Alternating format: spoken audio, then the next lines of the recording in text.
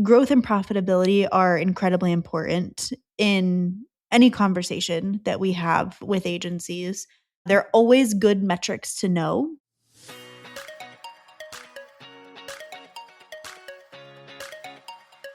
Welcome to Business Refocused, a podcast about the people, decisions, and strategies behind building a successful business. Each week, we talk with leaders and operators about what they're learning, what's working, and the challenges that come with growth. I'm Lindsay Sexton, and I'm happy to introduce you to my co-host, who just so happens to be my mom, Carey Wallace. Let's get into it. Hey, Mom, how's it going? I am okay, Lindsay. I will say that this is a great start to a week. We had a fabulous weekend, which I love. We got to have some of the most beautiful weather and spend time in Washington, D.C. with at least all of my friends, really, really good friends of ours, as we watched their daughter get married and graduate from law school and all that good stuff. So it's been really good. It's a great weekend. Starting the week was a little rocky. I'm not going to lie. I did a little travel, and, travel has a way of taking on its own new life. So here we are starting the week, but I am in sunny California and hoping to have a great time with some agents in person this week, and then round out the week in Georgia with some agents. So I'm kind of loving that we do this work from home thing, and I feel like I spend more time not at home in the presence of agents, which is pretty cool. So how is your week? How are you doing, Linz? I'm doing good. I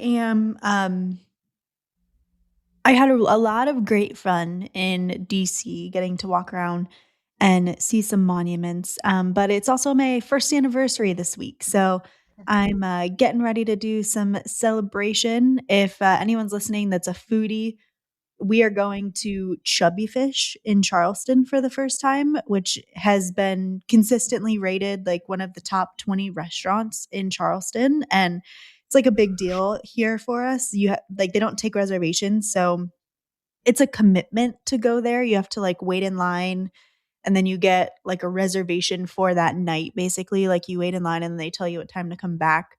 So I'm excited about that. It'll be a fun time. If anyone's gone to Chubby Fish before, you'll have to shoot me a text and tell me what to order, what the best things on the menu is. So we're super excited for that. Before we jump in, though, I have a question for you, because there were a lot of people in this industry that gave you wedding advice, right? Mm-hmm. And you're now celebrating 1 year married. I'm going to pose a question to you. What's the biggest thing that you learned in this first year? Like maybe wasn't what you expected, or was just a realization of what is this whole married life? You have 1 year under your belt, right? Yeah. I think one thing that this year really taught us is like show interest in each other's hobbies. So I'm learning to golf, and Patrick is learning. We just got a grill. He is learning how to like cook food and do some of that stuff. We're doing a lot of like house projects and stuff. So especially in this phase of life where we have free time and we're able to do a lot of things together, right? Like we don't have kids or anything that we need to manage, just two crazy dogs that sometimes act like human children. But um, we're able to like really spend good quality time together, which is really fun. So my golf game is not that great, but I still have fun going out there and doing it sometimes. So it's a I fun think time. there's something to that. Like if you just continue it living as individuals rather than trying to find something that you build in common, even if it isn't the first thing that you'd ever try, it is amazing how much richer your life is when you can do things that you enjoy together rather than always separating, doing the things that you like and coming together. Well, again, I'd say there's no one size fits all for marriages, and there's probably all different kinds of things that work, just like there's no one size fits all for agencies, and there's plenty of different structures that work. But I love that you guys are figuring out what works best for you. It's kind of cool, right? Yeah. Yeah. Well, at Agency Focus, we are entering a kind of kind of like a change era for a lot of the work that we're doing. Previously, we did a ton of valuation and perpetuation, and we still do a ton of it. But we've seen a really big rise in fractional CFO and benchmarking. So agencies that want the financial advice, but they don't just want it one time, they want it ongoing. And they also don't necessarily need a valuation, but they want to know where their agency stands in risk factors. So we've seen a huge, huge rise in, hey, I don't actually need to know the value. I'm not looking to sell anytime soon, but I want to make sure my agency is being run properly, which is really interesting to me, isn't it? Like, Yeah, that's it a really is. big shift. Yeah, I remember when I first started doing valuations and was traveling around the state of Ohio, and I would go and drive and meet with an agency, and of course I wanted to say that I was there, so I would take a selfie or I would take a picture out front in front of their sign, and people would say, "Hey, could you stop doing that?" Because now the calls that are coming to me are even greater because you posted that they knew that, and you said something about evaluation, and now they think we're selling. And so I think for many people, they want to know the health of their agency. They want to know what can I do better, and maybe even a baseline valuation, or maybe it's just benchmarking that gives you what are the strengths and weaknesses of my agency, but I'm really not ready to do the whole shebang. I just need to know the health of my agency so I can actually plot and figure out what my goals are and be strategic in my thinking. It's a way to pick your head up and think about your agency in a different way. So you and Lauren on our team have actually done a ton of work to use our data in order to help agencies get their benchmarks based on size. One of the differentiators are, there are benchmarks in this industry that you can download reports, you can do all kinds of stuff, but the limitations are if your agency is not organized the same way and you're not allocating what you spend your money on and how you report the same way that those benchmarking reports are, you're really comparing apples and oranges. So, why don't you talk a little bit about the platform that you guys have created and what it does to help an agency know that they're looking at apples to apples when it comes to our benchmark? Let's talk about that. And then maybe give a couple examples of what those insights are in that benchmarking process. Yeah. To break down that even further, why you can't compare apples to apples when you might be sitting around and chatting with your friends. First is because you guys are all independent insurance agencies, right? So there is no standard telling you, oh, you have to put your AMS in technology. You could put your AMS in dues and subscriptions. Someone else could put it in something in administrative expenses, and someone else could put it in selling expenses, right? They could be all over the place on your P&L.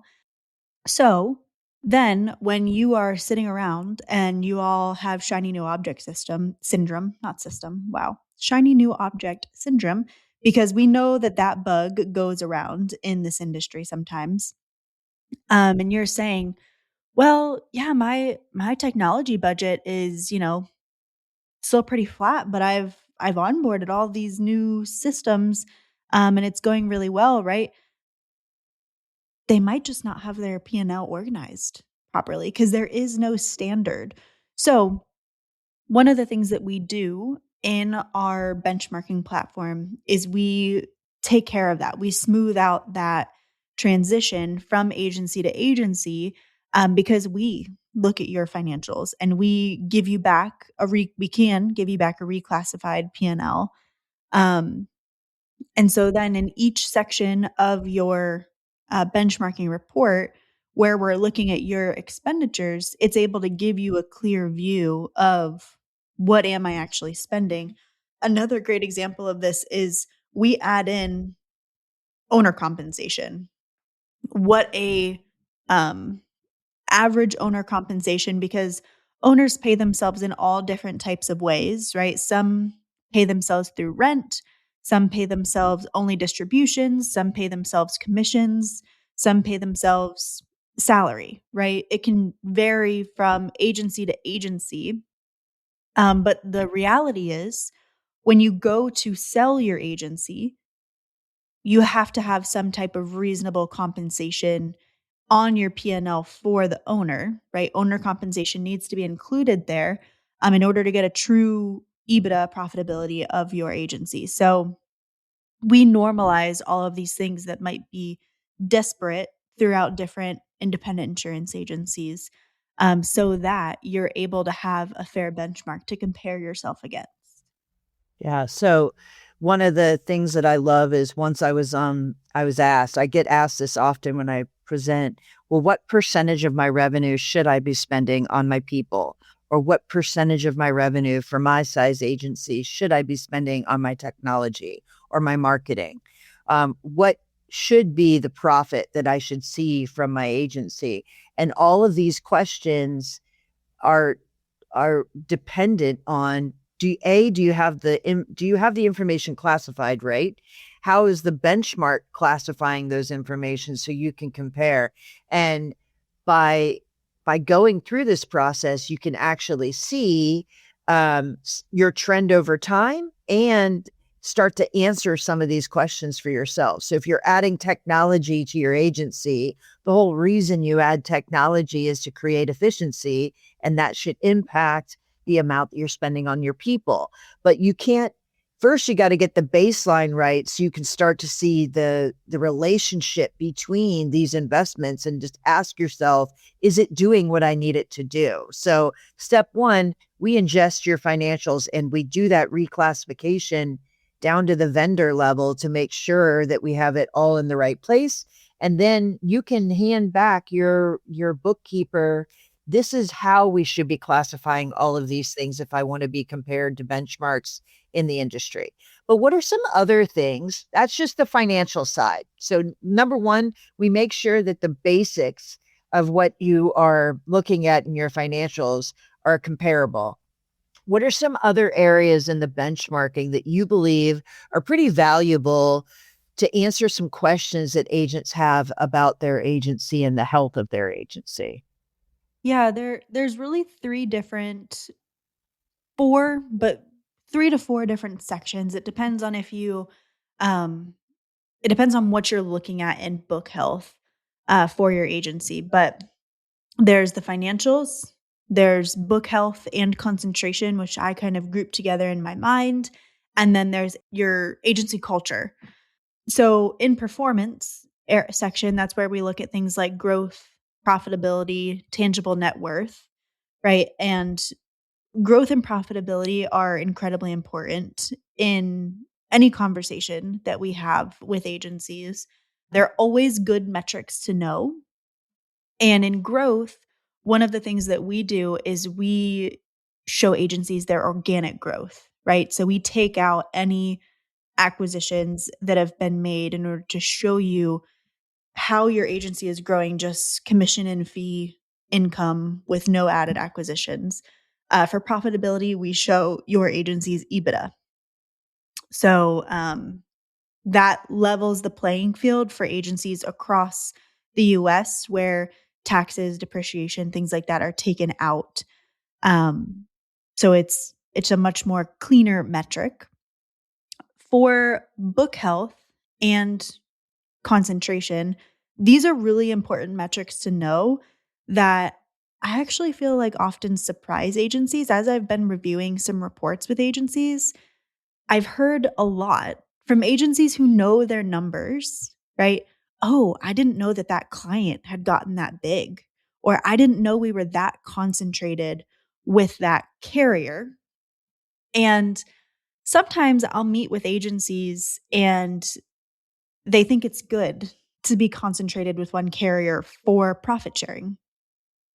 And don't hear me wrong, it is good to be, concentrated with a couple carriers, but when it's too high with one carrier, if that carrier decides to pull out of your state, reduce commissions, completely change what type of business they want to write, and goes out of your niche, there it's all of your eggs in one basket, right? So it presents a really, really high risk for your agency where you could be working 10, 20, 30, 40 years to be building and building with this one carrier, and a wildfire spreads through your town and you're absolutely, you know, what you've been working for is almost wiped out, right? And that's terrible to see. We've seen that before. But also clients. It's really, really important to keep in track your concentration by client, because those can creep. If you're not paying attention to that, that can creep up on you. And we want to make sure you know who your top 10 or top 5 clients are, so that there's not one getting too big and also creating a risk factor where if you lost that top client, you would need to make a staff change, or it would change how you invest back into your agency. And listen, we know that there's going to be risk inside an agency, but knowing what that is and knowing the percentage and what the trajectory is looking like allows you to pause and say, in that really large account, how many people are introduced? How many people have built the trust in the relationship inside that account?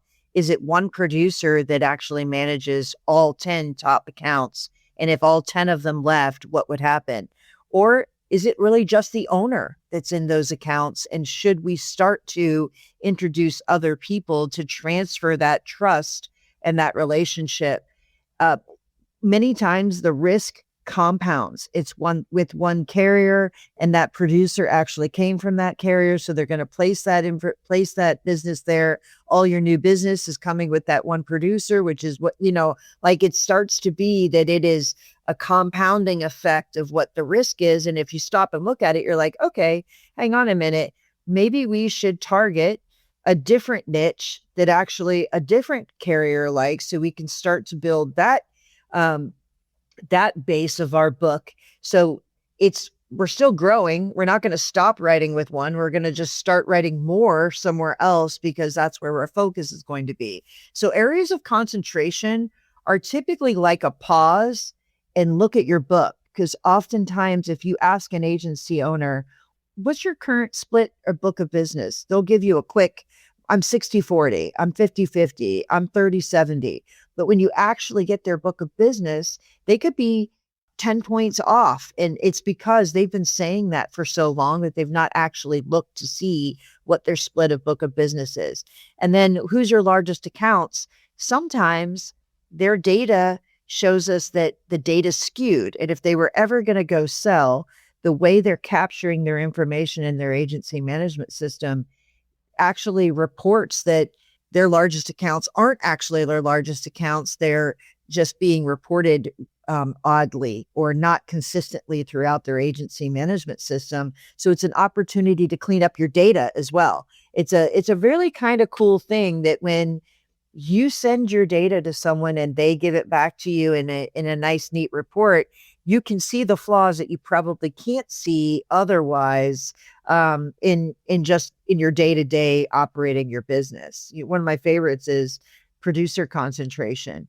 It's funny when they're like, that producer hasn't been with us for 10 years. We just know all those accounts are with a different producer, but the reports do not say that. And therefore, it does not give the right impression should that Mhm. agency actually be selling, right? Yeah. Yeah, absolutely. Yeah. What about staff? Talk about what they can learn about their staff. Yeah, that takes us to like culture and some more of those transferability metrics. There are lots of metrics in this section, but I just want to touch on a couple. In every section, I haven't shared all the metrics that are in that, just a couple that really stick out to me. One of the biggest ones that sticks out to me in that culture section is commission per employee, which I don't think a lot of agencies actually look at that often.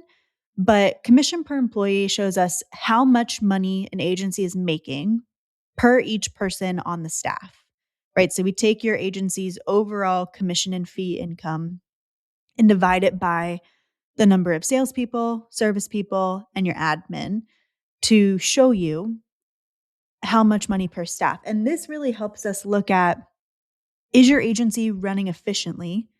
And is this having a really large impact on the profitability of your agency overall?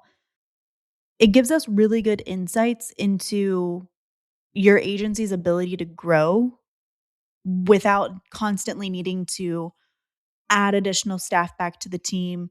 And it also makes your agency more transferable when you're running efficiently, because there's not going to be a ton of training, upkeep, data cleanup type things when it comes to transition your agency from your agency and potentially like combining it with another agency. The other thing that we look at a lot in here is employee tenure. And this shows the length of time that a staff member has been with the agency. So you don't want to have too high, right? You don't want to be over where your entire staff is likely aging out and is probably going to leave the agency when the agency transfers. And you also don't want to have too low, too young of a staff. We want it to be right in the middle. And it's not even too young of a staff. We don't want to show that your agency staff is constantly turning over. You want to show that the current employees know the book and have been with the book, but you also want to be introducing younger people into your staff so that there's always like fresh energy and fresh knowledge coming in. So it's a balance, but it's a really good metric to look at overall. Yeah. Yeah. I think that is the area where so many people are focused, given all of the information that's coming in about technology and AI and changing VAs, changing the body of work that's going to be done by your licensed employees and how that's going to evolve and potentially be automated, eliminated, handled differently. What is the capacity that my people should be handling? And while the benchmark helps with that, you really have to decide that because you know where you are in the trajectory of using your technology. So this benchmarking is a guide. It's meant to be bumper rails to basically to say, um, here's the scope of the agents that or the companies that look like you, and this is what they appear like. You know where you are and what you're trying to invest in. Am I getting the return? And is it turning into a different capacity in my team? Or am I investing, not getting the return and have the same expenses from a or more expenses from a technology standpoint, but the same expenses from a staffing standpoint? We might need to actually rethink what we're doing. That whole shiny object syndrome could be at play, and we're not actually getting the return on our investment. So it's an interesting gut check that allows you to now know, hey, if I'm going to invest 2 times what everybody else is investing in tech, that should drive a much better efficiency, and my revenue per employee or my revenue per account manager should be different than what the benchmark is. And if it's not higher, either we need to grow into it or we need to rethink what we're doing and really take a different look at the agency. So it's meant to allow you to pause, think about it, and decide your next steps. So, yeah, it's been a fun project for you guys working on, I will say. It has been, yeah. And I think it will also likely expand and shift. We actually even had a conversation as a team of, hey, it's probably time to start adding in some metrics about utilizing AI, what technologies, what your processes look like. So I look forward to really diving deeper into how data can help us um, measure those things as the market for those things changes in agencies. Love it. I love it. It's all, if I will tell you this though, if you get a report, evaluation, a benchmarking report, anything, and it doesn't drive you to do something, we've missed the boat. Like the whole idea or these things are meant to highlight opportunities and potentially things that maybe you want to double down and work on and think about a different strategy. So Yeah, I'm really proud of what you guys have built, and I'm super proud of the feedback that we get when agents are actually able to see this. And it's difficult to reorganize your organization and know if you're even comparing apples to apples. So it's been a pretty rewarding process. Yeah, absolutely. Well, if you in your agency want a health checkup, if you heard us talk about any of these metrics and you don't know where you stand on them, please reach out. My email is Lindsay with an A, Lindsay at agency-focus.com, and we'd be happy to help. Thanks so much. Bye. Thanks so much for tuning in to the Insurance Refocused podcast. If you enjoyed the episode, please be sure to hit subscribe and leave us a review so you'll never miss us. Want to learn more about how Agency Focus can help you grow your agency? Head to agency-focus.com or email Carey directly at carey@agency-focus.com. If you need to get in touch with me, feel free to shoot me an email at lindsay@agency-focus.com. Thanks so much for tuning in. We'll see you next week.